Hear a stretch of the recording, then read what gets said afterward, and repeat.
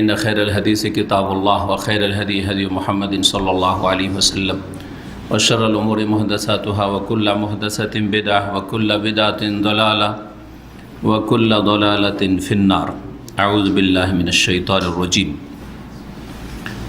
وإذ قال إبراهيم رب اجعل هذا البلد آمنا واجنبني وبني أن نعبد الأصنام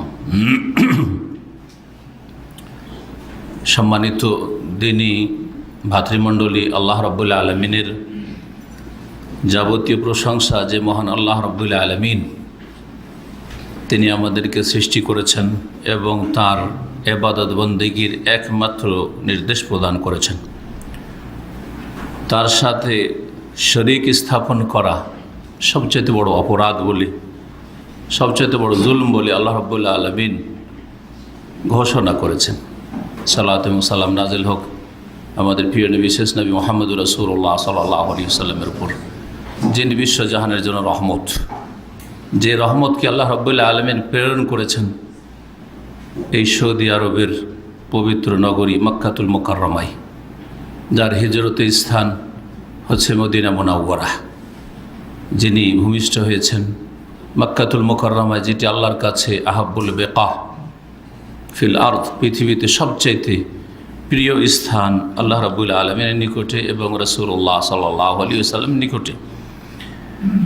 সেই দেশে যাদেরকে আল্লাহ বসবাসের সুযোগ দিয়েছেন, স্থায়ী হোক অথবা অস্থায়ী হোক, আর কেউ স্থায়ী নয় পৃথিবীতে। যারা নাগরিক তারাও স্থায়ী নয়, যারা প্রবাসী তারাও স্থায়ী পৃথিবীতে। পৃথিবী বিশ্রামের স্থান, কিছুক্ষণ বিশ্রাম, কারো সময় বেশি কারো সময় কম, তারপরে ডাক আসলেই টান দিতে হবে অনিচ্ছাকৃত, ইচ্ছা থাক আর না থাক যেতেই হবে সবাইকে। যেখানে যেতে হবে চিরকালের জন্য, সেখানকার জন্য প্রস্তুতি নেওয়া, কাজ করা আর তার জন্য রেডি হওয়া, এটা হচ্ছে একজন জ্ঞানী মানুষের কাজ। তা হচ্ছে ঈমান এবং সৎ আমল, তাওহীদ সুন্নাহ আর ভিত্তিতে ভালো আমল করা এবং শিরক বিদআত মুক্ত হয়ে নেক আমলে নিজের জীবনটাকে ব্যয় করা। আজকের বিষয়বস্তু সম্পর্কে যারা আমাদের বিজ্ঞাপন দেখেছেন বা শুনেছেন, তা হচ্ছে আমরা সৌদি আরবকে কেন ভালোবাসি বা বাসব। এই বিষয়টি অত্যন্ত গুরুত্বপূর্ণ। অনেকেই এই বিষয়গুলি বুঝে না বুঝে অনেকে অনেক রকম মন্তব্য করে, যা দিয়ে তার ইহকাল খারাপ করে, পরকাল খারাপ করে। আর ইহকাল খারাপ না হলে পরকাল তো অবশ্যই খারাপ হবে, পরকাল অবশ্যই খারাপ হবে। যদি আপনি আপনার মন্তব্য দিয়ে ইসলামের কোনো উপকার না করেন, আপনার মন্তব্য দিয়ে যদি ইসলামের উপকার হয়, কেউ গুমরাহিতে চলে যাচ্ছে বা ক্ষতিগ্রস্ত হচ্ছে, তাকে ক্ষতি থেকে বাঁচানোর জন্য, তাহলে এটা হচ্ছে নাসিহা, এটা হচ্ছে হিতাকাঙ্ক্ষী হওয়া, এটা জরুরি। এটা নয় যে কোনো সময় ভুল ধরা যাবে না, কোনো সময় কারো ভুল ত্রুটি তোলা যাবে না। অবশ্যই যেখানে সবার সামনে ভুল করা হয়েছে, সবার সামনে ভুল ত্রুটি সংশোধন করতে হবে, কিন্তু দেখতে হবে যে এই যে ভুলটা হচ্ছে সেই ভুলটাকে আমি থামাতে পারবো না, এটা আরও বড় আকার ধারণ করবে। এইরকম বিষয়গুলি একটা গুরুত্বপূর্ণ। আর একটা বিষয়, যে বিষয়ে আজকে ঢুকতে চাই না, যে অন্যায়কে প্রতিবাদ করবেন বা অন্যায়ের প্রতিবাদ করবেন কখন? সবসময় লাভ হোক আর লস হোক? না না না, যেখানে লাভ হবে সেখানে অন্যায়ের প্রতিবাদ করবেন। ইসলামের লাভ হবে, আপনার ব্যক্তির স্বার্থের লাভ না। ইসলামের লাভ হলো কিনা আপনার এর দ্বারা, না ইসলামের ক্ষতি করলেন, মুসলিমদের ক্ষতি করলেন, এগুলো দেখার বিষয় রয়েছে। উদাহরণ দিয়ে বিষয়গুলি বুঝাইতে হবে, তাহলে বুঝবেন। আসল বিষয়ের দিকে ফিরে আসি, তা হচ্ছে সৌদি আরবকে আমরা কেন ভালোবাসব। জি, প্রথম কথা, দিনের একটি মূলনীতি হচ্ছে ভালোবাসতে হবে আল্লাহর জন্য, আর খারাপ বাসলেও আল্লাহর জন্য। আল হুব্বু ফিল্লাহ ওয়াল বুগদু ফিল্লাহ মিনাল ঈমান। ঈমানের একটি দিক হচ্ছে আল্লাহর জন্য ভালোবাসা, আর আল্লাহর জন্য কাউকে না ভালোবাসা। এ দৃষ্টিভঙ্গি থেকে বিষয়টিকে বোঝার চেষ্টা করবেন। কাকে ভালোবাসবেন ব্যক্তি হিসাবে, কোন পরিবারকে, কোন সমাজকে, কোন দেশকে, কোন ধরনের লোকদেরকে ভালোবাসবেন আপনি, এটা নির্ভর করবে আল্লাহর সাথে সম্পৃক্ততা। জি হ্যাঁ, আল্লাহর জন্য ভালোবাসা হবে আর আল্লাহর জন্যই বই নিতে হবে। রাসূলুল্লাহ সাল্লাল্লাহু আলাইহি সাল্লাম যে 7 শ্রেণীর মানুষের কথা বলেছেন, তারা বিচার দিবসে আল্লাহ রাব্বুল আলামিন স্পেশাল ছায়া পাবে, যে আরশের ছায়া, যেদিন অন্য কোনো ছায়া হবে না। তাদের কোনো সেদিন দুশ্চিন্তা থাকবে না, তারা সেই দিন পেরেশান হবে না। তার মধ্যে এক শ্রেণীর মানুষ হচ্ছে রাজুলানে, 2 ব্যক্তি, 2 সমাজ, হ্যাঁ, 2 পক্ষ, তাহাব্বা ফিল্লাহ, আল্লাহর জন্য ভালোবাসে, আল্লাহর জন্য একে অপরকে ভালোবাসে। ইজতামা আলাইহি, আর এর জন্য একসাথে হয়। সাথে আছে কিসের জন্য? আল্লাহর জন্য সাথে আছে। ওয়া তাফাররাকা আলাইহি, যে ইজতামা আলাইহি ওয়া তাফাররাকা আলাইহি, সাথে হলে একসাথে থাকলেও আল্লাহর জন্য, আর পৃথক হলে আলাদা হলেও আল্লাহর জন্য হয়। জি, সুতরাং এই মূলনীতিকে সামনে রেখে আমরা আজকের আলোচনা করব ইনশাআল্লাহ তাআলা। বেশ কিছু পয়েন্ট আছে, সময় কতটা সাথ দেই সংক্ষেপে বলার চেষ্টা করব, না হলে এক একটা পয়েন্ট নিয়ে এক একদিন আলোচনা করা যেতে পারে, অতদিন হয়তো আমাদের সময় থাকবে না। সেই জন্য সংক্ষেপে অনেক কথাই অল্পতে বলার চেষ্টা করব। প্রথম কথা, ইব্রাহিম আলাইহিস সালাম যেই দেশের জন্য বা যেই ভূমির জন্য দোয়া করেছে, সেটি হচ্ছে এই দেশ, এই ভূমি। জি হ্যাঁ।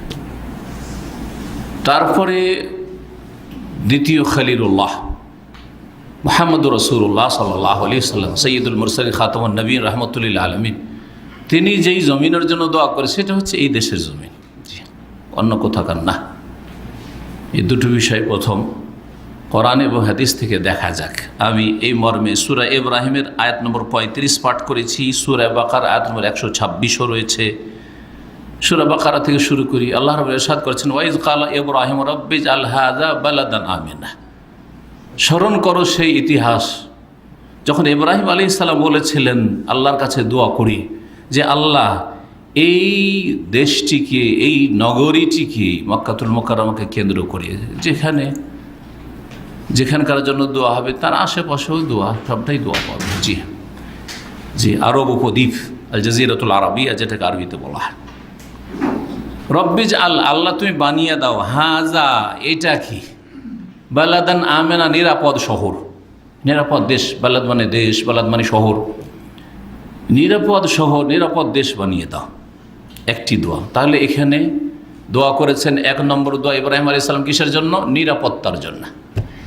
মানুষের নিরাপত্তা এত জরুরি বিষয়, যেটা মানুষের খাবার পানির চাইতেও বেশি জরুরি। শ্বাস প্রশ্বাস যেমন জরুরি, শ্বাস প্রশ্বাস না হলে আপনি মৃত। যদি শ্বাস নেওয়ার ব্যবস্থা না থাকে, শ্বাসরুদ্ধ হয়, তাহলে আপনি কয়েক সেকেন্ড বা মিনিটের মধ্যে মৃত, আপনি জীবিত আর না। তেমন নিরাপত্তা না থাকলে আপনার একটি মুহূর্তও শান্তি নেই। খাবার সামনে আছে, পানি সামনে আছে, নিরাপত্তা নেই, খেতেও পারবেন না, পান করতে পারবেন না। যারা নিরাপত্তাহীনতায় ভুগছে তাদের অবস্থা দেখেন, যেখানে সবসময় ওপর থেকে গোলাবর্ষণ হচ্ছে বা কোনো দিক থেকে পানি, বন্যার পানি তাড়া করে আসছে, না হয় শত্রু তাড়া করে আসছে। জি হ্যাঁ, নিরাপদ শহর, এই দোয়া কবুল হয়েছে। ইব্রাহিম আলাইহিস সালামের দোয়া কবুল হয়েছে। বুঝতে পারছেন, হাড়ে হাড়ে বুঝতে পারছেন নিরাপত্তার কথা, বুঝতে পারেন না যে এই দেশে আমরা বিদেশি হয়েও নিজের দেশ, নিজের গ্রাম চাইতে বেশি নিরাপদ। ব্যাস, ইব্রাহিম আলাইহিস সালাম দোয়া কবুল হয়েছে, স্পষ্ট বুঝতে পারছেন। এর চাইতে বেশি আর প্রমাণ কি চাই? এটা আমি শুধু বুঝতে পারি না, আপনারা বুঝতে পারছেন। জি,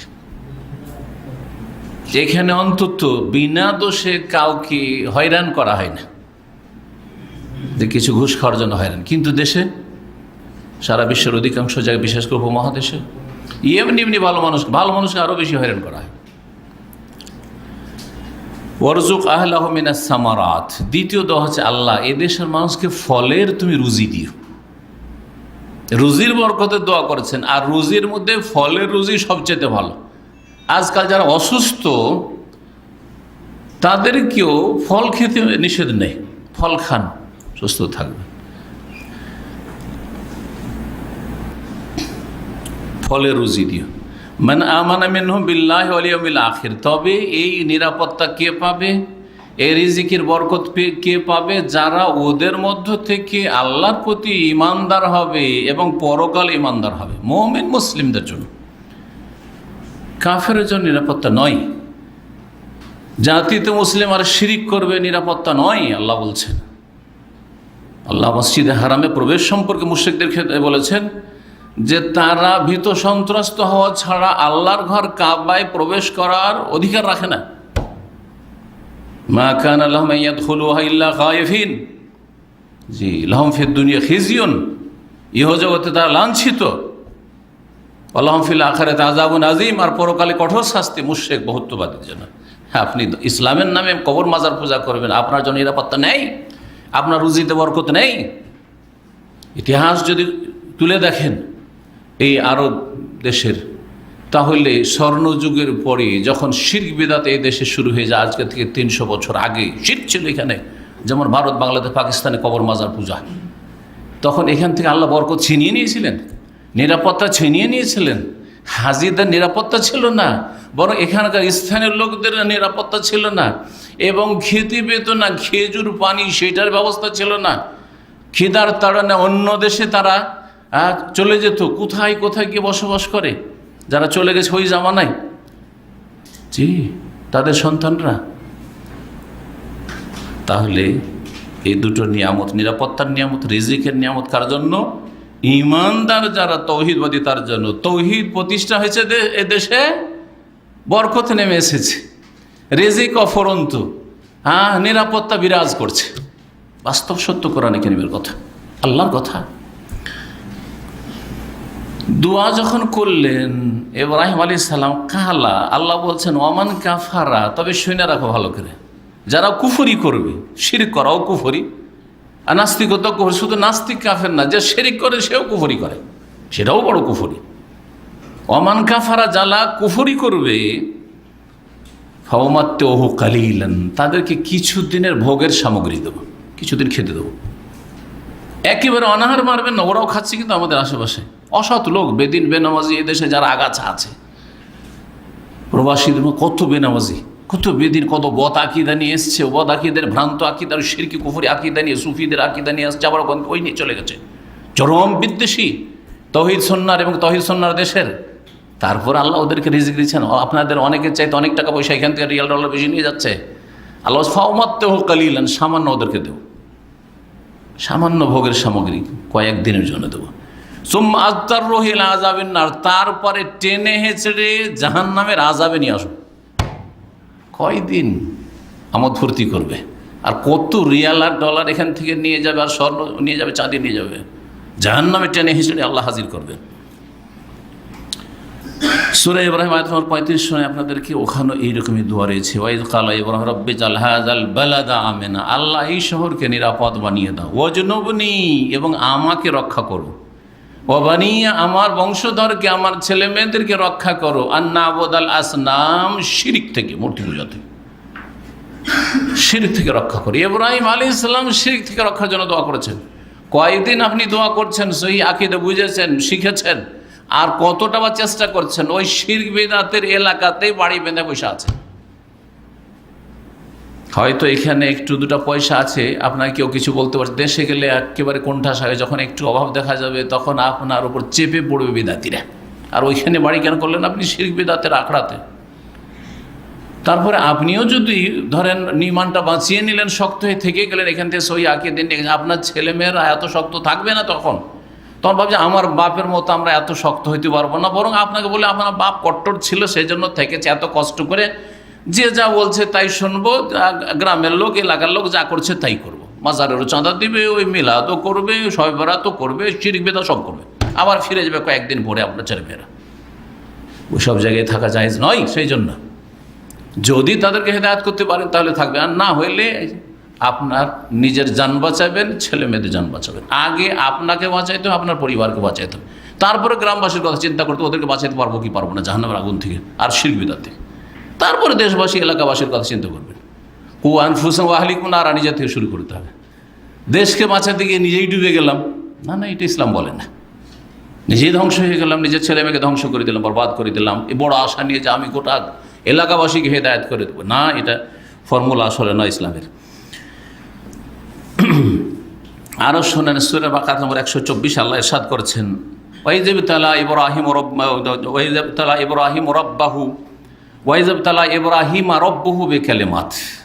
ওয়াইয ইবতালা ইব্রাহিমা রাব্বুহু, স্মরণ করো যখন ইব্রাহিমকে তার পালনকর্তা আল্লাহ রাব্বুল আলামিন পরীক্ষা করলেন বিকালিমাত, কয়েকটি কথার মাধ্যমে, আদেশের মাধ্যমে, এইটা করো, এইটা করো, এইটা করো, সবটা দিয়ে পাস।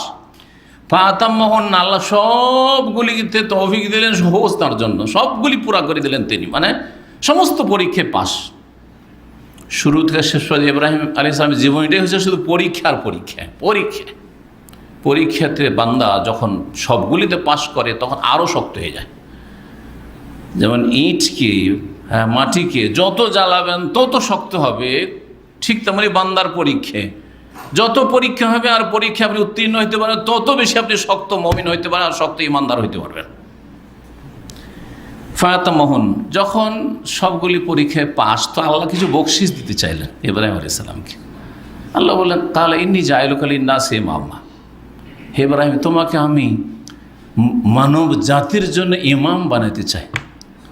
আল্লাহু আকবার, বলেননি যে তোমার উম্মতের জন্য, ইব্রাহিমের উম্মতের জন্য, লিন্নাসে সমস্ত মানবতার জন্য তোমাকে ইমাম বানাতে চাই। অবাক হবেন যে ইব্রাহিম আলাইহিস সালাম যেমন আমাদের কাছে অনস্মরণীয়, ইব্রাহিম সুন্নাত ইসলাম অনেক আছে। ইব্রাহিম আলাইহিস সালামকে আসল শ্রদ্ধা মুসলিম উম্মারাই করে, কিন্তু এমন পর্যন্ত খ্রিস্টানরা ইব্রাহিম আলাইহিস সালামের নাম নেও, শ্রদ্ধার নজরে দেখে। ইহুদিরা পর্যন্ত ইব্রাহিমকে আব্রাহাম বলে তাকে শ্রদ্ধা করে, যে তিনি আমাদের বড় ছিলেন। জি হ্যাঁ, তো ইব্রাহিম আলাইহিস সালামকে আল্লাহ ইমাম বানাতে চাইলেন, যে তোমাকে ইমাম বানিয়ে দিই, তোমার এটা হচ্ছে পুরস্কার।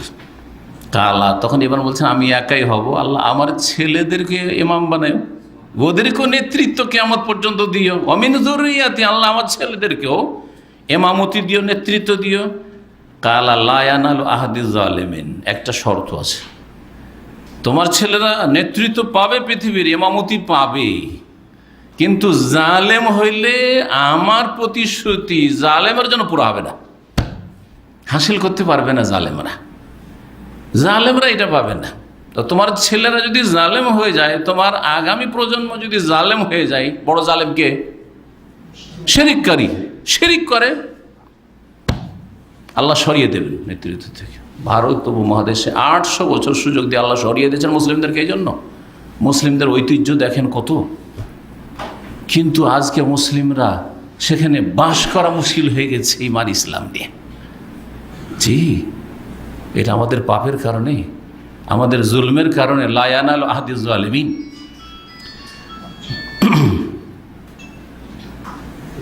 ওই লোকটাকে বাইরে চলে যেতে বলেন তো, একটু বাইরে যেতে, বেশি লোক কথা বলবেন না, পাশের লোক বলেন বাইরে চলে যাবে, লোকটা নতুন লোক হবে হয়তো। লা ইয়ানালু আহাদিজ জালিমিন।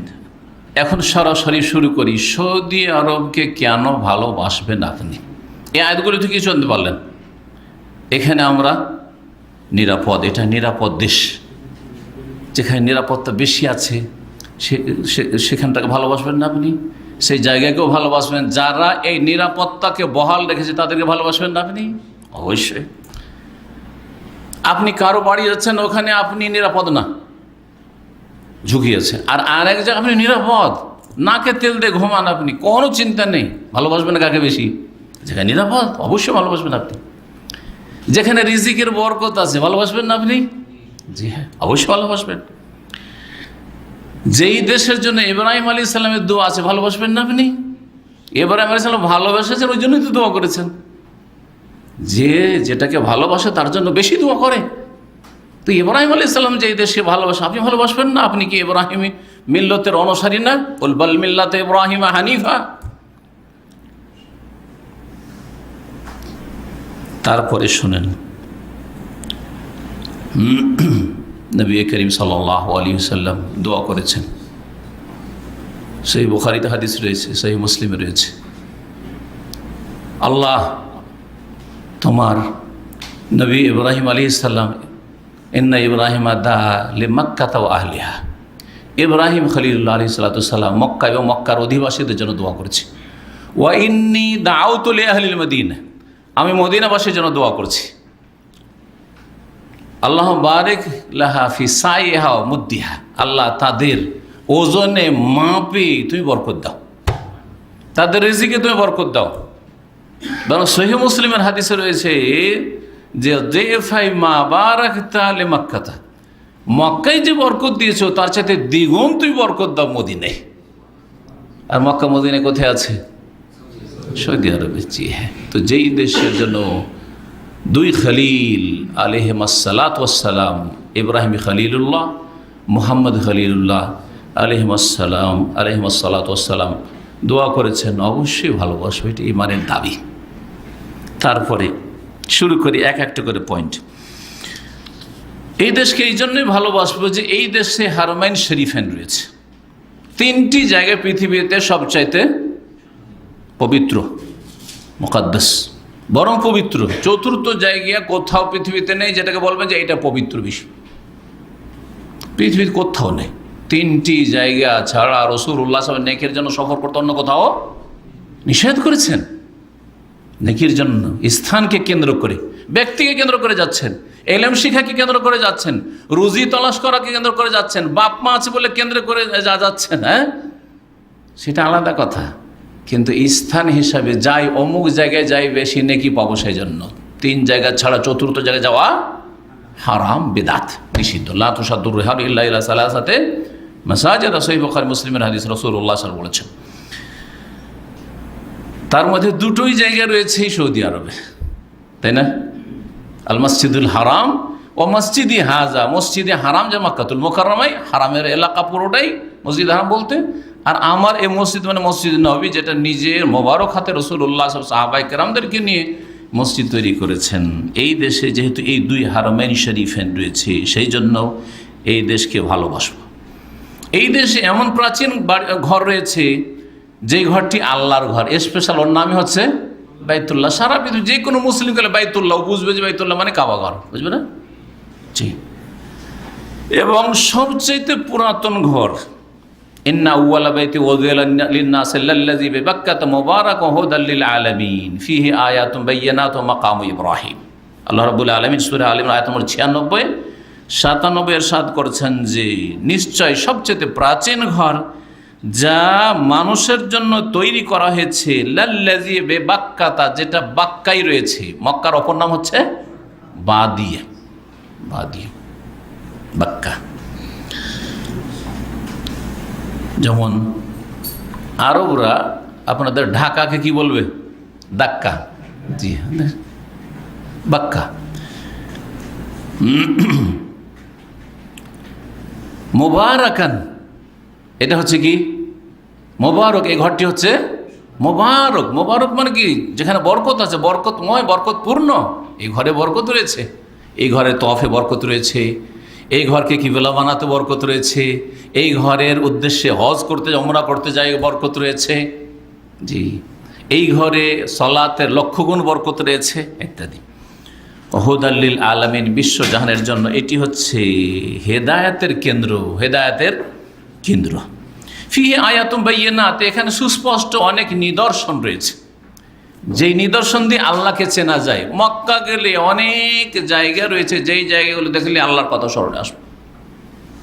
জমজম, মাকাম ইব্রাহিম, হাজরে আসওয়াদ, প্রত্যেকটি যখনই মনে হবে জমজম কূপ কেমন করে তৈরি হলো, মাকামের ইব্রাহিমটা কোত্থেকে আসলো, হ্যাঁ হাজরে আসওয়াদটা, এই পাথরটা কোত্থেকে আসলো, আল্লাহকে চেনা যাবে না? এই জামরাতগুলিতে কেন পাথর মারতে হবে?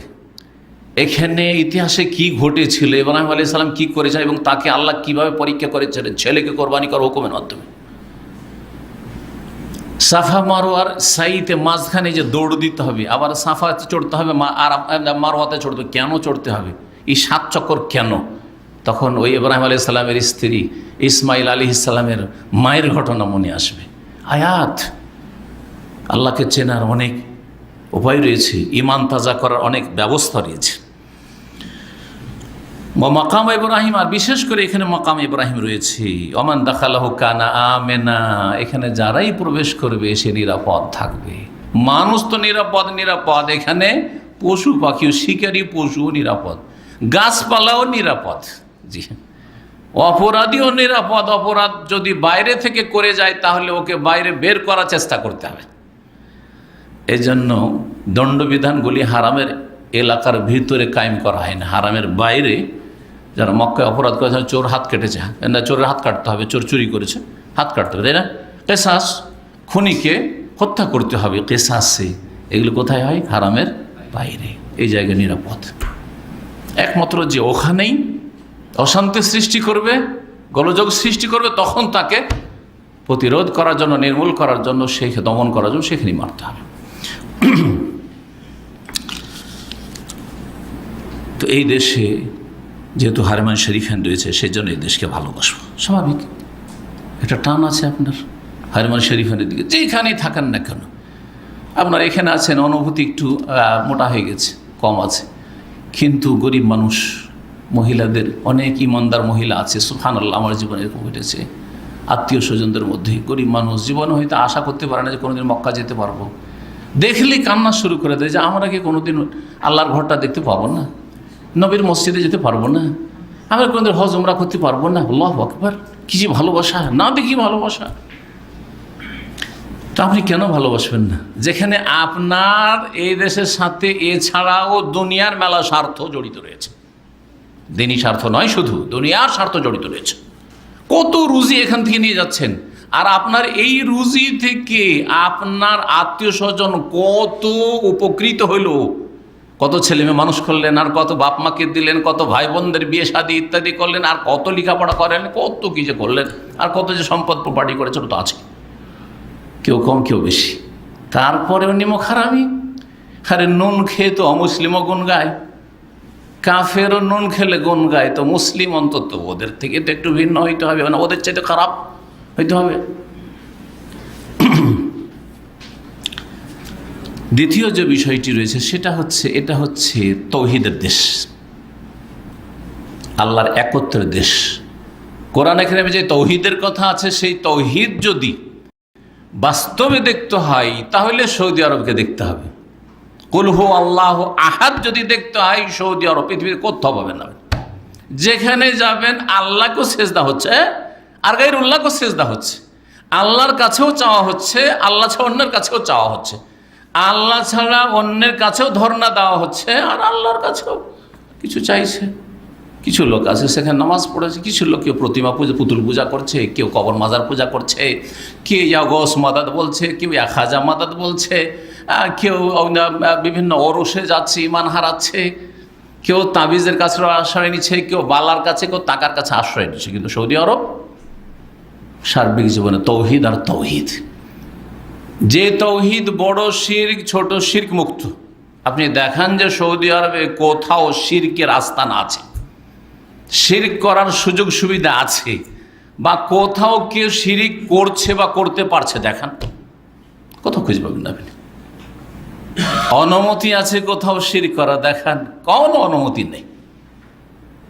যেখানে শিরকের আশঙ্কা আছে সেটাকে স্পষ্ট করে দেওয়া হয়েছে।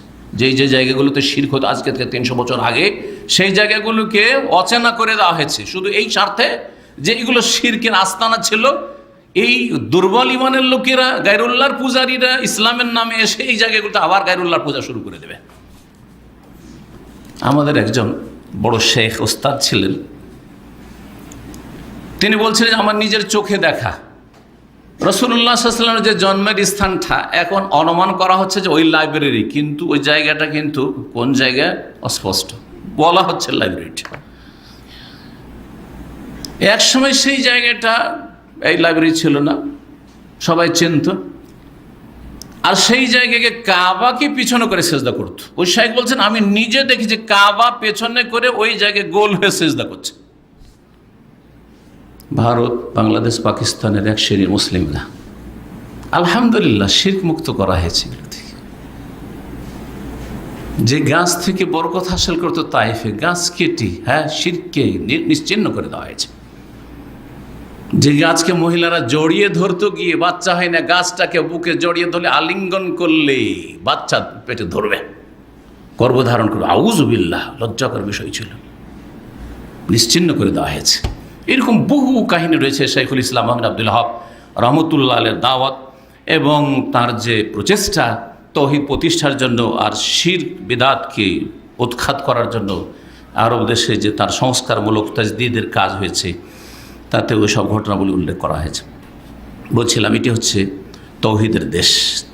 এ তৌহিদের ওপর এই দেশটি কায়েম হয়েছে তৌহিদের ওপর। পৃথিবীতে কোনো দেশ তৌহিদের ওপর কায়েম হয়নি। জাতীয়তার উপর কায়েম হতে পারে, যেমন পাকিস্তান জাতীয়তার উপর কায়েম হয়েছে, প্রতিষ্ঠিত হয়েছে। যে পাকিস্তানটা মুসলিম নেতারা নিয়ে ভারত থেকে পার্টিশন হইল, পাকিস্তান নিয়ে গেল,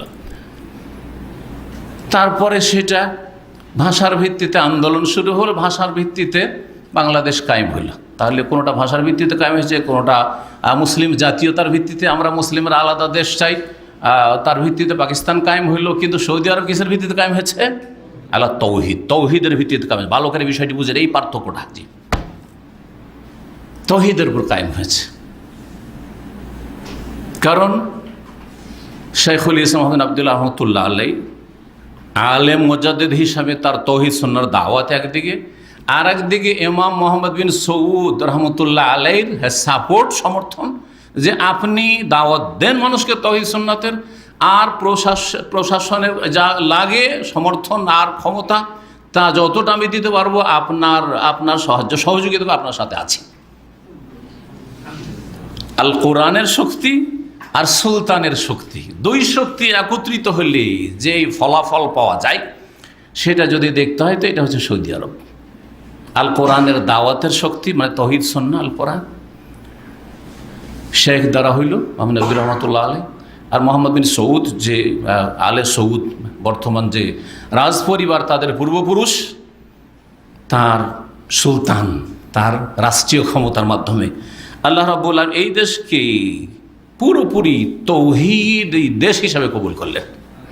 অভাব দূর হয়ে গেল, তৌহিদ কায়েম হলো, অভাব দূর হলো, সুন্নাহ কায়েম হলো, অভাব দূর হয়ে গেল, অপরন্ত রিজিক আসা শুরু হলো, শিরক বিদআত বিতাড়িত হলো, নির্মূল হলো এই দেশ থেকে। প্রায় 300 বছর আগে এই দেশ প্রতিষ্ঠিত হয়।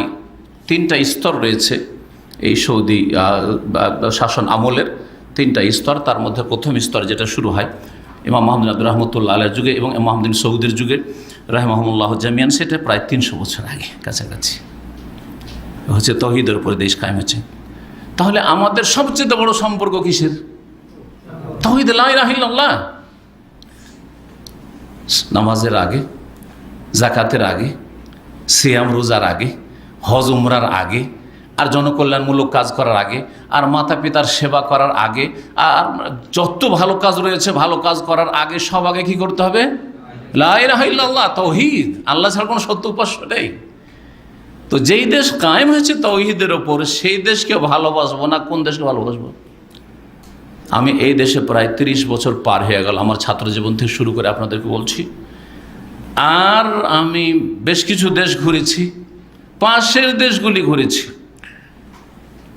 এক দেশে গেলাম, জি হ্যাঁ, যে দেশকে আজকাল মনে করা হচ্ছে যে হ্যাঁ মানে আদর্শ দেশ, একসাথে লোকের, কাতার। তুরস্কের কথা তো জানেন, সেখানে সব জায়েজ আছে, সমকামিতা বৈধ, পুরুষ ও পুরুষে বিবাহ শাদী যখন বৈধ, আর তারপরে সেখানে যেখানে বেশ্যাখানা পতিতালয় বৈধ, যেখানে মদ বৈধ, আর শিরক বিদআত তো বলতে হবে না, হ্যাঁ অভাব নেই। সেখানকার শাসক হচ্ছে তাদের খলিফাতুল মুসলিমিন, এক শ্রেণী গুমরাদের। কাতারের কথা শুনে আমি নিজের চোখে দেখে এসেছি। কাতারটা ঘোরাতে লাগলো, ছোট্ট একটা দেশ। ভাইয়েরা আমার কয়েক বছর আগে যে প্রোগ্রাম ছিল, ঘোরাতে গিয়ে একটা এলাকা নিয়ে গেল, বিশাল এলাকা, একবারে মনে হয় 50-80 কিলোমিটার পর্যন্ত ঘেরা আছে বাউন্ডারি দিয়ে।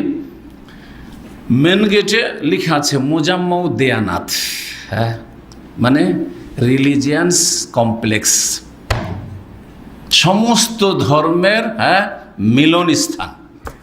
মোজাম্মা মানে হচ্ছে সঙ্গম স্থল বা মিলন স্থল, সমস্ত ধর্মের এখানে সঙ্গমের জায়গা। তার মানে এর মধ্যে যখন ঢুকে পড়বেন আপনি সেখানে সমস্ত ধর্মের আপনি উপাসনালয় পাবেন। একটা মসজিদ আছে, একটা গির্জা আছে, একটা মন্দির আছে, একটা শিখদের গুরুদুয়ারা আছে, ইহুদিদের আছে, মজুস অগ্নি পুজো সব আছে। এক কথা আপনি কি চান আপনি? তারপরেও আপনার পার্থক্য নজরে আসে না, কোনো পার্থক্য নজরে আসে না। শুধু আপনার তীরের আঘাত কার ওপর? তৌহিদের দেশের ওপর। আপনার আক্রোশ যে দেশে নুন খাচ্ছেন, যে দেশে রয়েছে তৌহিদ, যে দেশে যা কিছু আছে ভালো, দুনিয়ার সাথে তুলনা করলে কোনো দেশকে সামনে রাখতে পারবেন না আপনি। আর তার বিরুদ্ধে শুধু আপনার বিষোদ্গার, যত রকমের আপনার গ্লানি রয়েছে ভিতরে সব আপনি এই সৌদি আরবের বিরুদ্ধে আপনি উগলে ফেলছেন। আপনার অন্তর যে কত খারাপ এটি স্পষ্ট প্রমাণ করছে। সমাজ মাতৃমণ্ডলী, এই দেশ, যে দেশের পূর্ব থেকে পশ্চিম, উত্তর থেকে দক্ষিণ, আমি এমন কোনো শহর নাই যে দেশে আমার বক্তব্যের দাওয়াতের ময়দানে আলহামদুলিল্লাহ যাইনি। উত্তর থেকে দক্ষিণ, পূর্ব থেকে পশ্চিম, প্রায় শহরে আলহামদুলিল্লাহ গিয়েছি সৌদি আরবের। আপনি ফিরে দেখেন, কোনো জায়গায় আপনি একটা মাজার পাবেন, আস্থানা পাবেন গায়রুল্লাহর, মন্দির তো দূরের কথা, মাজার পাবেন, খানকা পাবেন, বেদাত করার যে বেদাতি জিকির চলছে, হাক হুক চলছে, পাবেন কোথাও? যায় পাবেন? কোথাও পাবেন না আপনি। পীর মুরিদি চলছে, পীর সাহেব বসে আছে দরবার নিয়ে আর মুরিদরা আসছে, পাবেন কোথাও? পাবেন? যদি পীরতন্ত্র ইসলাম হইতো তো এই দেশে তো সবচেয়ে বড় বড় পীর থাকার কথা, কারণ কাবার ইমামরা সবাই বড় বড় পীর, তাহলে তাদের মুরিদদের অভাব থাকতো না। কিন্তু এই দেশের ওলামার আল্লাহর মুরিদ বানায়, রাসূলুল্লাহ সাল্লাল্লাহু আলাইহি ওয়াসাল্লামের অনুসরণের মুরিদ বানায়, জি, মানুষের মুরিদ বানায় না।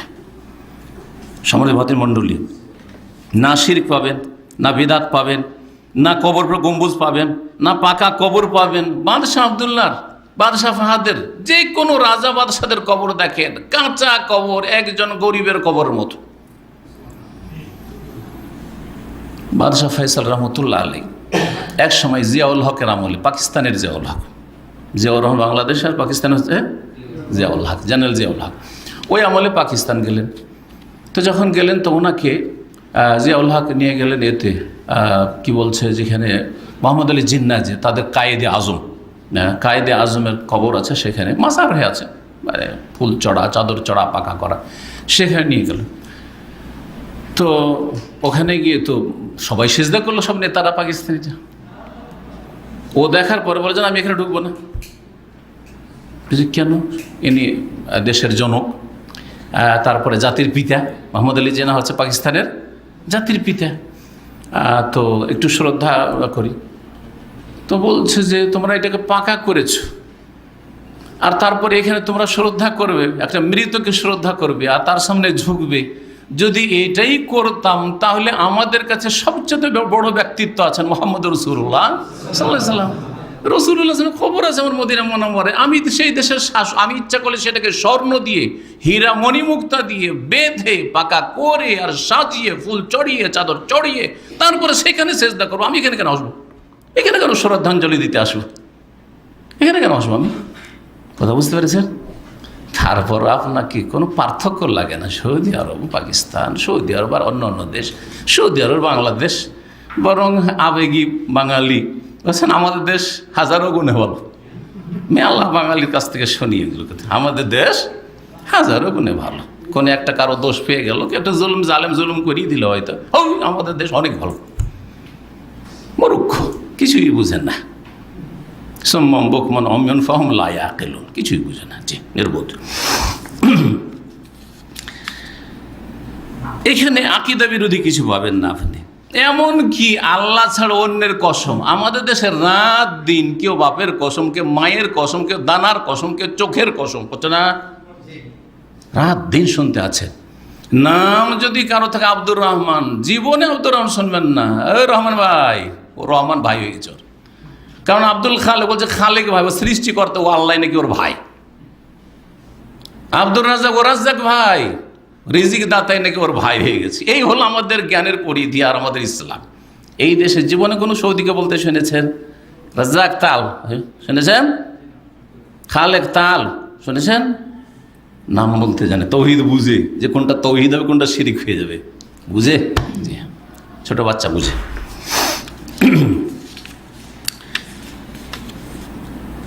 তৃতীয় পয়েন্ট হচ্ছে, এটি হচ্ছে সুন্নার দেশ, তৌহিদের পরে সুন্নতের দেশ। এই দেশে সুন্নত আছে, বেদাত নেই। সুন্নত আছে, বেদাত নেই। দেখেন, সুন্নত আছে লাইলাতুল কদর, কিয়ামুল লাইল। রমজান মাসে কি ধুমধামের সাথে ইবাদত বন্দেগি, রমজান মাসে কি ইফতারি। শুধু রমজান মাসে না, আপনি চলে যান মক্কা মদিনায়, হারামাইন শরীফে, বৃহস্পতিবারে সোমবারে কি যে ইফতারি, গোটা হারামের ভিতরে ইফতারি পাবেন আপনি প্রায়, ইল্লা মাশাআল্লাহ। তারপর অন্য দিনে গেলেও যদি মনে করেন যে হারামে আমার পয়সা টয়সা খরচ করবেন না, আমি ফ্রি ইফতার, তাও একটু খুঁজেন, এদিক সেদিক খুঁজেন, আপনি ডেলি ফ্রি ইফতারি কোথায় পাবেন আপনি? মক্কা মদিনায় পাবেন আপনি। দাঁড়িয়ে থাকলে তো বলতে হবেন, কারণ মদিনার ছাত্র ছিলাম 4 বছর, তো প্রায় ইফতারটা হারামে করতাম। 4টা বছর রমজান মাসটায় ইফতারে চলে আসতাম, ইফতার করলাম, আর ইফতার করার পরে তারাই পড়ে রাত 10টা 11টা 12টাতে তখন মদিনা ইউনিভার্সিটি যেতাম। ও বাইরে নামতেই অনেক দূরে আছে, হারামে টানাটানি শুরু করে দিয়েছে। একজন এক হাত ধরে টানছে, আর একজন আর এক হাত ধরে টানছে, এই দস্তরখানের দিক যাবো, আর এক দস্তরখানে। তখন তো এত বড় দাড়িও ছিল না, ছোট দাড়িতেই এত ডাকাডাকি, সুবহানাল্লাহ। জি হ্যাঁ, পাবেন কোথাও খুঁজে? এটা এই দৃশ্য কোথাও খুঁজে পাবেন না আপনি। জি, সুন্নাতের দেশ। এই দেশে লাইলাতুল কদর আছে, শবে বারাত নেই। শবে কদর আছে, শবে বারাত নেই। শবে মারাজের ধুমধাম নেই। কথা বোঝা গেছে? এই দেশে সুন্নতি তরিকা আছে। এই যে কয়েকদিন পরে, আজকে কত তারিখ আরবি? হ্যাঁ, আরবি হচ্ছে আজকে 22 তারিখ, 22 জিলকাদ। মনে রাখেন, এই মাসটা শেষ হলেই কয়েকদিন পরে যে চাঁদ উঠবে, তখন থেকে শুরু করে 9-10 তারিখ পর্যন্ত, বরং 13 তারিখ পর্যন্ত দেখেন কি ইবাদত বন্দেগী, ফজিলত। এই যে হাদিসের ফজিলত আমল, এটা আমরা মাদ্রাসাতে পর্যন্ত আমরা দেখিনি দেশে। আহলে হাদিস মাদ্রাসায় পড়েও আমাদেরকে ওইভাবে তরবিয়ত দিয়ে শেখানো হয়নি। হাদিসে যখন পড়লাম যে এই দিনগুলি 10টি দিনের ফজিলত আছে, তখন একটু জানলাম, কিন্তু এইভাবে ফজিলত এই দিনগুলিতে জিকির আজকার করো, তারপরে তাকবীর পড়ো, তাহমিদ করো, প্রশংসা করো, এই দিনগুলিতে বেশি বেশি কোরআন তেলাওয়াত করো, এই দিনগুলিতে নেক আমল করো, এই দিনগুলিতে সিয়াম পালন করো, বিশেষ করে আরাফার রোজা গুরুত্বর সাথে করো। কোথায় পাবেন এগুলো? আছে দেশে ব্যক্তি পর্যায়ে হাজারে একটা কেউ হয়তো নিজের ঘরে করছে, আশেপাশের লোকও জানতে পারে না, কিন্তু এখানে ভালো করে বুঝতে পারেন যে এগুলো পালন হচ্ছে। মসজিদে গেলেই বুঝতে পারেন আল্লাহু আকবার, আল্লাহু আকবার, লা ইলাহা ইল্লাল্লাহ, আল্লাহু আকবার, আল্লাহু আকবার, ওয়ালিল্লাহিল হামদ। বুঝতেই পারছেন যে চাঁদ উঠে গেছে, জিলহজ মাসের চাঁদ উঠে গেছে। তাহলে সুন্নাত আছে, কি বললাম? এই দেশে সুন্নাত আছে, বেদাত নেই, মিলাদ নেই, কোরআন খানি বক্সানো নেই, হ্যাঁ, আর কি, শবে বারাত নেই, হালুয়া রুটি নেই, আরও যত বেদাত। হ্যাঁ হ্যাঁ, মিলাদ তো বললাম, নিয়ত পড়া, সম্মিলিত মোনাজাত নেই, বেদাত নেই, সুন্নত আছে। সুন্নত আছে, কুনুতের দোয়া আছে, কুনুতের দোয়া সুন্নত, কুনুতের দোয়া আছে। তাহলে এখানে আপনি পাবেন সুন্নাত, পাবেন না বেদাত। সুতরাং এখানে সুফিদের সিলসিলা একটা পাবেন। আমাদের যে শরীয়তের চাইতে তরিকতই বেশি পটু। তরিকত বুঝেন, মারেফত কিছু বুঝেন, হ্যাঁ, হকিকত বুঝেন, হ্যাঁ, এইগুলো আছে আমাদের দেশে। জালিয়াতি আছে, এদেশে ওসব জালিয়াতি নেই। যা আছে আল্লাহ বলছেন সুম্মা জাআলনাকা আলা শরিয়াতি মিনাল আমর। আল্লাহ শরীয়ত বলেছেন, শরিয়া আছে। শরিয়ার একটা দিক হচ্ছে আকীদা, শরিয়ার একটা দিক হচ্ছে ইবাদত, শরিয়ার একটা দিক হচ্ছে মুআমালাত, আখলাকিয়াত, ক্যারেক্টার আছে। কিন্তু এখানে ওই সব কুসংস্কার উদ্ভট নেই। এই দেশে বেদাতি জিকিরও নেই, আর বেদাতি দুরূদ পড়া নেই। এই একটা দিন পড়ে দেখেন তো কোথাও একটা মসজিদে আল্লাহুম্মা সাল্লি আলা ধরিয়ে দেখেন তো, দেখি পারবেন? সাহস আছে? একদিন আমাদের এক ভাই, জানতো না বেচারা, দেশের পড়া আলেম, দাওয়াতি কাজে ঢুকেছেন আর পড়ে নিয়েছেন বালাগাল ওলা বেকামালেহি পড়ে দিয়েছেন। আর সাথে সাথে যে মুদির সৌদি ছিল, ও আমাকে টেলিফোন করে দিয়েছে, যেহেতু জানতো যে আমি পুরাতন মানুষ। অনেক দিন আগের কথা বলছি, আপনাকে 15 বছর আগের কথা বলছি। তো বলছে, আর আমি কিন্তু সার্টিফাই করেছিলাম যে সহি আকিদার আহলে হাদিস মানুষ ওকে রাখেন দায়ী হিসেবে। তো বলছে, শেখ মতি কে হাজা হাজা সবই বেদা, যে বেদাত করছে। সুবহানাল্লাহ, বালাগাল উলা পড়তেই বুঝতে পারছি, কিন্তু দেশের আল্লামাও বুঝে না যে বালাগাল উলা মানে বেদাত, বেকামাল এই বেদাত। কিসের বেকামালে? বেফজলিল্লাহ, আল্লাহর ফজলে। কিসের কামাল? নবীর কামালে না আল্লাহর ফজলে? আল্লাহর ফজলে। ওয়াকানা ফজলুল্লাহ আলাইকা আযীম। আল্লাহ তো বলছেন যে হে নবী, তোমার উপর আমার বড় ফজল রয়েছে। নিজের কামাল দিয়ে কেউ যদি বলে আমার কামাল দিয়ে আমি আপনাদের সামনে এতগুলো কথা বলতে পারছি, তো কত বড় মূর্খতা হবে। হ্যাঁ, আল্লাহ। তারপরে নবুয়ত, নবুয়ত তো সারা জিন্দগি সিজদায় পড়ে থেকেও নবুয়ত পাওয়া যাবে না? পাওয়া যাবে? কেউ যদি নবীর জামানায় বা তার আগে থেকেই সারা জীবন সিজদায় পড়ে থাকতো শুধু নবী হওয়ার জন্য, তো পেত? মুহাম্মদ রাসূলুল্লাহ ছাড়া কেউ পেত না। কারণ এটা কাসাবি নয়, মানে অর্জিত বস্তু নয় যে আমি মেহনত পরিশ্রম করে অর্জন করে নেব। উপার্জন করা সম্ভব নয়, এটা আল্লাহর দান। এটি হচ্ছে সুন্নার দেশ। জি হ্যাঁ, বিদআত নেই। সুতরাং সুন্নাতকে ভালোবাসবেন, যেখানে সুন্নাত পালন হয় ভালোবাসবেন। বিদআতকে ঘৃণা করবেন, সুতরাং যে সব জায়গায় বিদআত হয় সেই জায়গায় ঘৃণা করবেন। কেন সুন্নতের এলাকাকে ঘৃণা করবেন আপনি? তাহলে আপনার মধ্যে রোগ আছে, আর এই রোগগুলি আছে সারা পৃথিবীর অধিকাংশ মুসলিমরাই বিদআতপন্থী, যার ফলে তাদের তৌহিদের দেশ সুন্নার দেশকে ভালোবাসা সম্ভব হয় না। আসল দ্বন্দ্ব সেখানে রয়েছে। বাহ্যিক যাই বলুক না কেন, এই দোষগুলি, যেই দোষগুলি তুলে ধরা হচ্ছে তিলকে তাল করে, অন্য দেশে প্রকাশ্যে দেখতে পাচ্ছে, কিন্তু জীবনও শুনবেন না। হ্যাঁ, যে ওরা এই ভুল করছে। হ্যাঁ, রাজতন্ত্র ইসলামে আছে, ভালো করে শুনে রাখেন। তারপর রাজতন্ত্র শুধু সৌদি আরবে আছে নাকি? মোগলদেরটা রাজতন্ত্র না? বাদশাহ আওরঙ্গজেব কি রাজতন্ত্র পদ্ধতিতে রাজা হননি? বংশ পরম্পরা তিনি রাজা হয়েছেন। শুনেছেন কোনো ভারতের, পাকিস্তানের, বাংলাদেশের কোনো আলেম মোগল শাসন সম্পর্কে কেউ বলেছে রাজতন্ত্র? বলেছে? কেন? কাতারে রাজতন্ত্র নেই? কুয়েতে, দুবাইয়ে রাজতন্ত্র নেই? হ্যাঁ, অন্য দেশগুলিতে রাজতন্ত্র নেই? কত দেশে রাজতন্ত্র আছে, জীবনে শুনেছেন? জীবনে শুনেছেন? এমন কি যেটা তাদের খলিফাদের দেশ, হ্যাঁ, তুর্কি আমলটা পুরোটা রাজতন্ত্র। উসমানী খেলাফত কয়েকশো বছর রাজতন্ত্র নয়? আব্বাসীদের খেলাফতটা রাজতন্ত্র নয়? শুনেছেন তাদের বিরুদ্ধে কোনো কথা? কোনো কথা শুনেছেন তাদের পক্ষে? তাদের পক্ষে শিরক আছে, বেদাত আছে, সুন্নাহ নেই, তৌহিদ নেই, আর সমস্ত পাপ সেখানে প্রকাশ্যে হচ্ছে। আর তারপরে সেখানে রাজতন্ত্র আছে, কি তারপরে সে রাজতন্ত্র দোষ না, অসুবিধা নেই, তোমরা যা পারবে তাই করো, তোমাদের দুশ্মন না। আসল দুশ্মনী তৌহিদ আর সুন্নাহর সাথে আছে, কিন্তু অন্য কোনো বাহানা দিয়ে দুশ্মনীটা করতে হবে। এটা হলো ব্যাপারটা, এটা হলো আসল রহস্য। জি, সম্মানিত ভাতৃমণ্ডলী, বোঝার চেষ্টা করবেন বিষয়গুলি কি। 4 নম্বর হচ্ছে যে এই দেশে আল্লাহর ঘরের যেইভাবে সেবা যত্ন করা হয়, আল্লাহর ঘরগুলিকে, মসজিদগুলিকে যেভাবে আবাদ করা হয়, মসজিদ যেভাবে নির্মাণ করা হয়, যত্ন করা হয়, সেটা পৃথিবীর কোথাও হয় না। পৃথিবীর কোথাও হয় না। যত ঘন মসজিদ পাবেন আর যত সুন্দর মসজিদ পাবেন সৌদি আরবে, পৃথিবীতে কোথাও পাবেন না। আপনি অন্য অন্য দেশে গিয়ে থাকেন, 10 মিনিট 15 মিনিট হেঁটে চলে যাচ্ছেন, কোনো মসজিদই নেই। 5 ওয়াক্ত নামাজে যাওয়াই মুশকিল, গাড়ি ছাড়া যাওয়াই যাবে না। জি, আজান শুনতে পান না। আর এদেশে থাকলে কত দিক থেকে আজান কানে আসছে, আজান কানে আসছে। আর আজান কানে আসা মানে বরকত আর বরকত। আজান যতদূর পর্যন্ত পৌঁছে ততদূর পর্যন্ত শয়তানরা বাস করতে পারে না।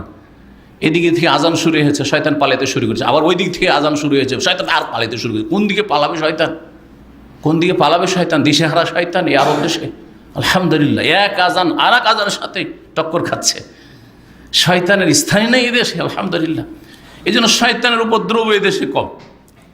এই দেশে আপনার জাদুটনার উপদ্রব কম, এই দেশে জিন শয়তানের উপদ্রব কম, এই দেশে মানুষ আর জিন দুশ্মনের উপদ্রব কম। এগুলি বরকতের কারণ। এই দেশে যেভাবে মসজিদের খেদমত হচ্ছে, সুবহানাল্লাহ। এই দেশে লক্ষ লক্ষ মানুষ একা একজন নিজের নামে অথবা বাপের নামে, মায়ের নামে, কেউ ছেলের নামে মসজিদ তৈরি করেছে।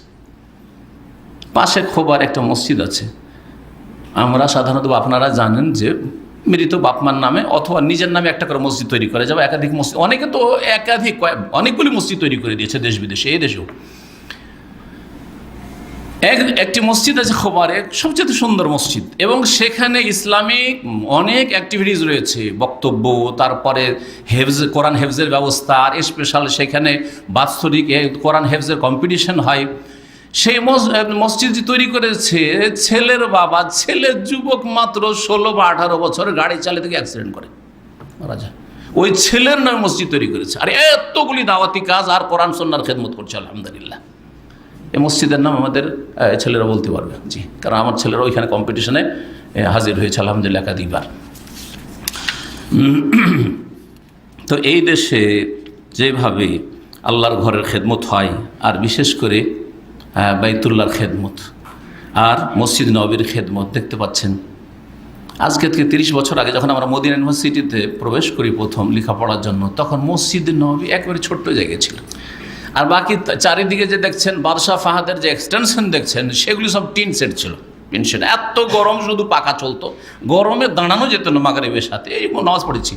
আর তারপরে মসজিদের গেট থেকে বেরিয়ে এত সুন্দর, কোথায় আপনি চত্বর পাবেন আর খোলা ফিল্ড পাবেন, সাথে সাথে বেরিয়ে পুরাতন বাড়ি আর চিপা রাস্তা, একটা করে গাড়ি ঢুকবে না। পুরাতন বাড়ি যে এই হয় দওয়াসের আছে না, পাশের মহল্লাটা পুরাতন মহল্লা, যে বাড়িগুলো ভেঙে পড়ছে, মাটির বাড়ি, ওই রকম মাটির বাড়িগুলো হাজার চারিদিকে ছিল।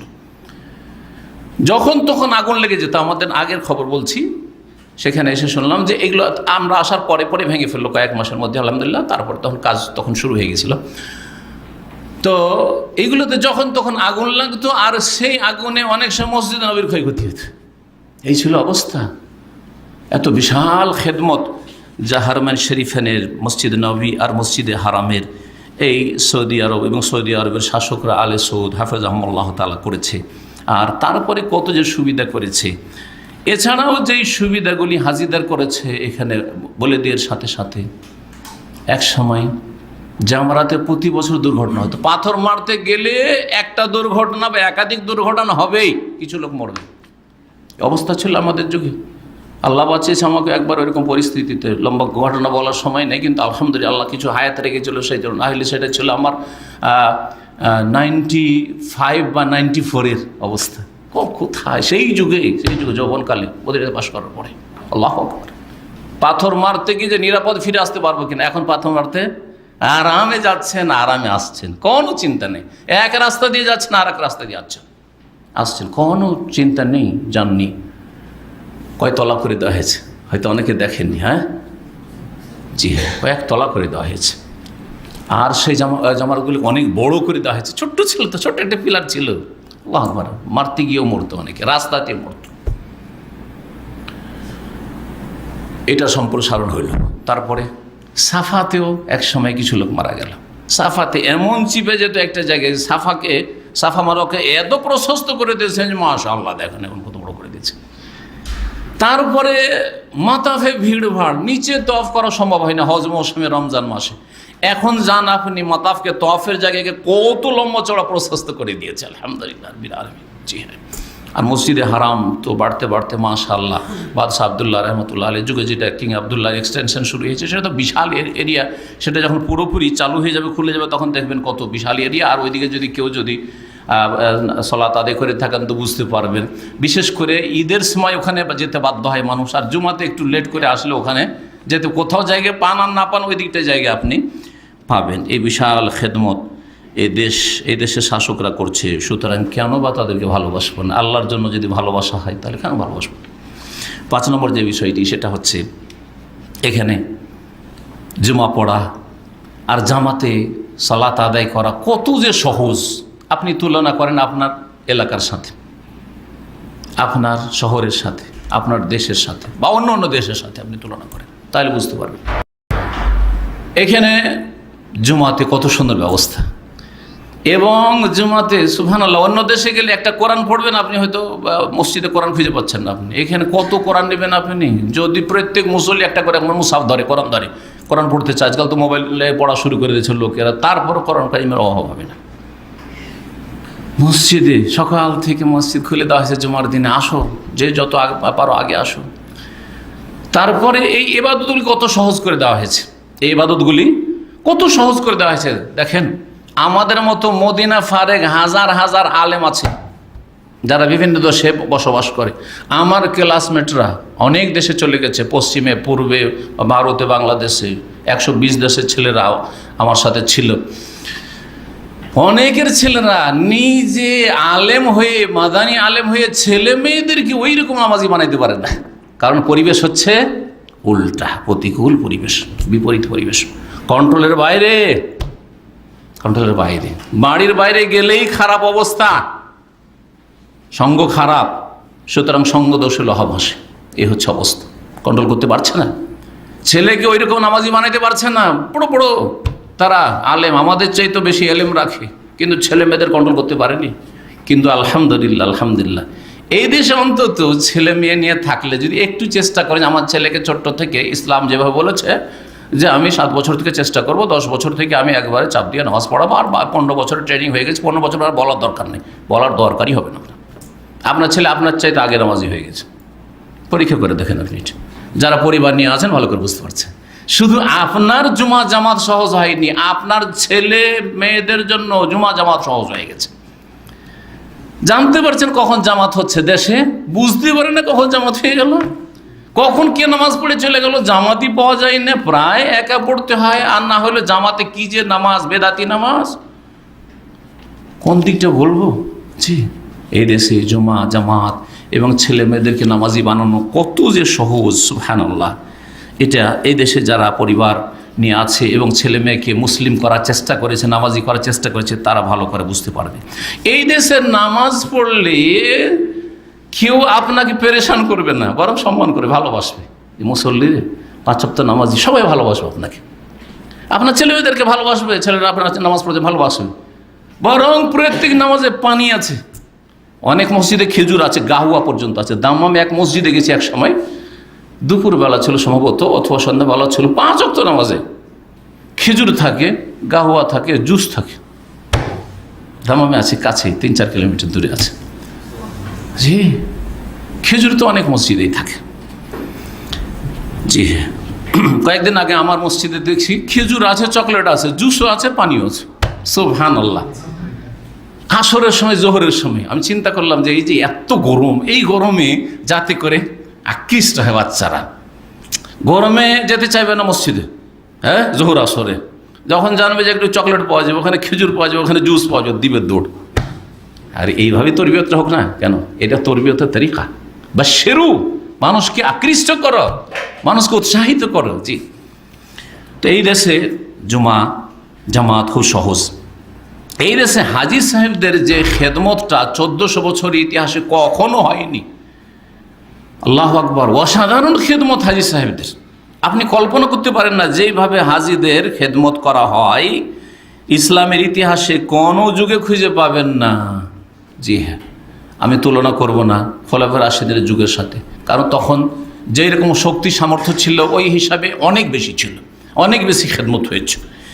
কিন্তু তার পরের যুগগুলির সাথে যদি তুলনা করে দেখি, তো আজকের যুগের সাথে তুলনাই করা যাবে না।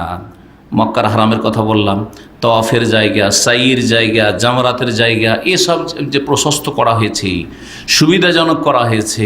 একসময় রাস্তাঘাট ছিল না, আজকে জানেন, আজকে তো এখন তো অনেক রাস্তা বেড়ে গেছে। আপনাদের অবগতির জন্য বলছি, একটা দিন আরাফা যেতে হবে, আরাফা যেতে হবে মাত্র একদিন, সকালে যেতে হবে আর বিকালে সন্ধ্যাবেলা সূর্য ডুবলে চলে আসতে হবে, তাই না? একটা দিনের জন্য রাস্তার দরকার। কতটি রাস্তা হইতে পারে শুনেছেন কোনোদিন আমার কাছ থেকে? যখন আমি ছাত্র ছিলাম, 1989 থেকে নিয়ে 93 ছাত্র ছিলাম, এই সময় প্রথম আমার মক্কার এক সঙ্গী ছিল, সহপাঠী, আপনার বাংলাদেশের, ফুটিয়া, আপনার কক্সবাজারের। তো ওই ভাই নিয়ে গেল ঘুরে এলো, যেহেতু মক্কাতে ছোট থেকে সে মানুষ হয়েছে, খুব ঘুরে এলো। আর তারপর বললো, আপনি জানেন, আমাকে বলছে যে ভাই জানেন যে এখানে কতগুলি রাস্তা আছে আরাফা আসার জন্য? বলছি কতটা হইতে পারে? 2-4টা হবে। বলছে 12টা রাস্তা আছে। 1990-এ তখন 12টা রাস্তা শুধু ছিল, তার মধ্যে একটা শুধু ফুটপাথ, জানা তারিকুল মুসাত ওটার নাম, যারা পায়ে হেঁটে আসে, জি, পায়ে হাঁটা লোকদের জন্য। আর বাকিগুলো সব হচ্ছে যে রোড রাস্তা, যেগুলো দিয়ে গাড়ি চলে। খেমাগুলো দেখেছেন, দেখ, টেন্ট, তাঁবুগুলো লাগানো আছে, কীভাবে এসি লাগানো আছে, হ্যাঁ, জি হ্যাঁ। একসময় আগুন লেগেছে, এখনকার খেমাগুলি এমন যেগুলোতে, হ্যাঁ না না এগুলো কি বলে যেগুলোকে, হ্যাঁ না না আরেকটু কি বলে, ফায়ার কি বলে, ফায়ার প্রুফ, মাশাআল্লাহ, হ্যাঁ হ্যাঁ ইংলিশটা মনে করছিলাম, ফায়ার প্রুফ, আগুন ধরবে না, আগুন ধরবে না। আর তারপরে এক সময় ওই গ্যাস ট্যাস দিয়ে পাকশাক হইতো, ওগুলো যেখানে সেখানে পাকশাক হতো ওটাও বন্ধ করে দিয়ে খাস জায়গাতে পাক হয় যাতে করে নিরাপদ মানুষ থাকতে পারে। সুবহানাল্লাহ, নিরাপত্তার জন্য কত ব্যবস্থা করা হয়েছে। স্বাস্থ্যসেবা, অসাধারণ স্বাস্থ্যসেবা, আপনারা জানেনও না। মেনাই, মুজদালেফায়, আরাফায় বছরে একদিন না হয়, মেনা হইলে 3 দিন 4 দিন, তাই না? 8 তারিখ আর 10, 11, 12, 13, তাই না? এর জন্য বিশাল বিশাল হাসপাতাল আছে, অনেকগুলি হাসপাতাল আছে। আরও মজার কথা শুনবেন, মুমূর্ষু যদি হাজি থাকে, মুমূর্ষু হাজি, কারণ বাংলাদেশ থেকে এসেছে, মুমূর্ষু অবস্থায় মদিনায় কিং ফাহাদ হসপিটালে মুমূর্ষু অবস্থায় আইসিইউতে তাকে নিয়ে যাওয়ার ব্যবস্থা করা হয়, যে এর হজটা যাতে বরবাদ না হয়ে যায়, নিয়ে যাওয়া হয় অ্যাম্বুলেন্সে করে, আরাফার দিনে ডাইরেক্ট আরাফার হাসপাতালে নিয়ে রাখা। খবর রাখেন না এগুলো কেউ? জি হ্যাঁ, যাতে করে আরাফাতে অন্তত মুমূর্ষু অবস্থায় থাকলেও যে অবস্থানটা করলো, হাজ্জ আরাফা, হজটা তার হয়ে যায়। সুবহানাল্লাহ, এই খেদমতগুলোর জন্য এদেশে বরকত আছে। আর একটা কথা, কেউ যদি মনে করে যে হজ করে আসবো, 1 রিয়াল খরচ করব না, আমি ফ্রি খেয়ে হজ করে আসবো, ফ্রি পান করে হজ করে আসবো, জুস, লাবান আর পানি, কোনো অসুবিধা হবে না, কোনো অসুবিধা হবে না। জি, এত খাবার বিতরণ হয়, এত পানীয় বিতরণ হয়, সুবহানাল্লাহ। জি, এসব খেদমত এখানে হয়ে থাকে। চিকিৎসা হাজিদের সব ফ্রি, ফ্রি চিকিৎসা। জি আলহামদুলিল্লাহ। আপনি এখানকার হাজি, যান ওখানে, আমার একটু সর্দি কাশি হয়েছে, আমি বহুবার গেছি হাসপাতালে, একটু সর্দি কাশি, চলে গেলাম, হ্যাঁ দিয়ে দিল ওষুধ। জি, 10টা বেজে গেছে আর 6টি পয়েন্ট বললাম, আমার কাছে নোট করা আছে 15টি পয়েন্ট, এখানে আরও আছে, কিন্তু আজকে মনে করছিলাম যে 15টি বলতে পারবো, কিন্তু সংক্ষেপ করেও 15টি বলতে পারলাম না, 6টাই পয়েন্ট বললাম। আর বাকি শুধু পয়েন্ট না শুনিয়ে বাকিগুলি থাকলেও ইনশাআল্লাহ তাআলা সময় সুযোগে আলোচনা করব। এই সময়গুলি অন্য অন্য আলোচনার দাবি রাখে, তার মধ্যে একটা হচ্ছে জিলহজ মাসের 10টি দিনের ফজিলত।